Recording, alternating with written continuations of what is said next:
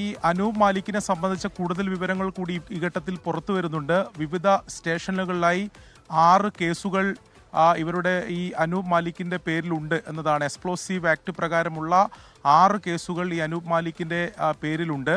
അതിൽ ഇപ്പോൾ പോലീസിൽ നിന്ന് ലഭിക്കുന്ന വിവരമനുസരിച്ച് ഇയാൾ വിവിധ ഇടങ്ങളിൽ ഇങ്ങനെ വാടകയ്ക്ക് വീടെടുത്ത് അവിടെ ഇത്തരത്തിലുള്ള സ്ഫോടക വസ്തുക്കൾ നിർമ്മിക്കുന്ന ആളാണ്. അതിനുവേണ്ടിയാണ് ഈ മുഹമ്മദ് ആഷം, അയാൾ ഈ അനൂപ് മാലിക്കിന്റെ ബന്ധു കൂടിയാണ്.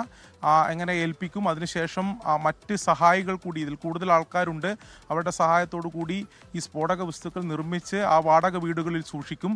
പിന്നീട് ഈ അനൂപ് മാലിക്കാണ് കൃത്യമായിട്ടുള്ള ഓർഡർ, അതായത് എവിടെ നിന്നൊക്കെയാണ് ഇത് എത്തിക്കേണ്ടത്, എവിടേക്കാണ് എത്തിക്കേണ്ടതെന്ന് സംബന്ധിച്ച വിവരങ്ങൾ ഈ മുഹമ്മദ് ആഷാമിന് ഉൾപ്പെടെ കൈമാറുക. അതനുസരിച്ച് സ്ഫോടക വസ്തുക്കൾ നിർമ്മിച്ചു കൊണ്ടുപോകുന്നു എന്നതാണ് ഇപ്പോൾ പോലീസിൽ നിന്ന് ലഭിക്കുന്ന വിവരം. അത് ഇത്തരം ഈ പടക്കങ്ങൾ, ഈ ഉഗ്രശേഷിയുള്ള പടക്കങ്ങൾ മാത്രമല്ല, ബോംബിന് സമാനമായിട്ടുള്ള സ്ഫോടക വസ്തുക്കളും ഉപയോഗിക്കാറുണ്ട് എന്നതാണ് പറയുന്നത്. അപ്പോൾ ഈ അനൂപ് മാലിക്കിന്റെ പശ്ചാത്തലം വിശദമായി തന്നെ അന്വേഷിക്കേണ്ടതുണ്ട്. അതിൽ ചില രാഷ്ട്രീയ ആരോപണങ്ങളൊക്കെ നേരത്തെ ഉന്നയിച്ചിരുന്നത്. CPM പറയുന്നത് ഇതിൽ കോൺഗ്രസ്സുകാരനായിട്ടുള്ള ആളാണ് അനൂപ് മാലിക്, കോൺഗ്രസ് പശ്ചാത്തലമുള്ള ആളാണ്.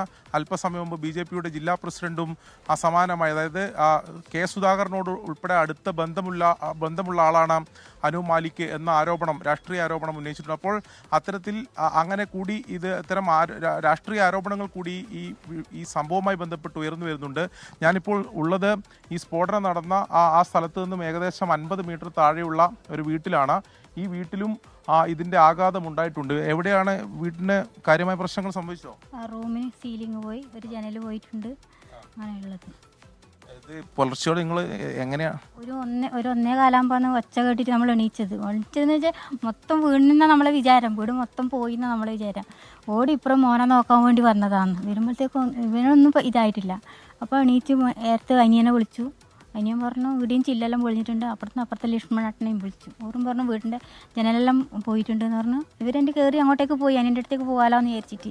അന്നേരം റോട്ടുമ്പിൽ തികച്ചും ചില്ലും ഇതെല്ലാം കാണുന്നുണ്ട്. ചെറിയ കുട്ടി ഉണ്ടായിരുന്നു? ഇല്ല, ഇവിടെ നമ്മൾ 3 ആളേ ഉള്ളൂ. ഇവരിങ്ങനെ വാടകയ്ക്ക് നിൽക്കുന്നവരെ സംബന്ധിച്ചോ അല്ലെങ്കിൽ മറ്റു എന്തെങ്കിലും വിവരങ്ങൾ ഉണ്ടായിരുന്നോ? ഇല്ല, നമുക്കൊന്നും അറിയില്ല ഇവരെ പറ്റിയിട്ടേ ഒരു കാര്യം നമ്മൾ ഇന്നുവരെ ഞാൻ അയാളെ കണ്ടിട്ടില്ല. നമ്മൾ ഇത്രയും കാലം ഇവിടെ നിൽക്കുന്നുണ്ട്, ഇങ്ങനെ ഒരു ആളുണ്ടോയെന്നൊന്നും നമുക്കറിയില്ല. ഇപ്പം 2 ദിവസമായിട്ട് അവിടെ വണ്ടി പുറത്ത് താഴെ കാണുന്നുണ്ട്. വേറെ അങ്ങനെയൊന്നും നമുക്കറിയില്ല അവരെ പറ്റിയിട്ട്.